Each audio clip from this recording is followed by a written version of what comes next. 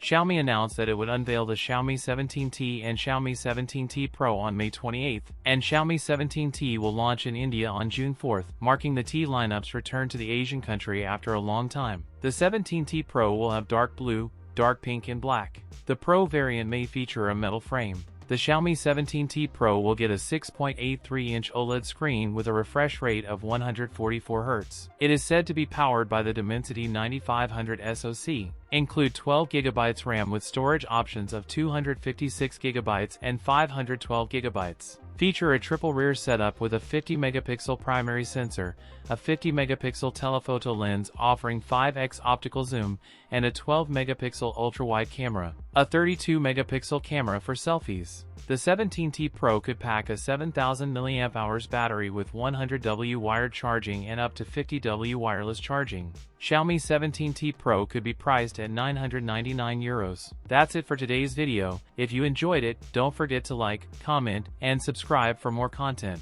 Thanks for watching, and I'll see you in the next one.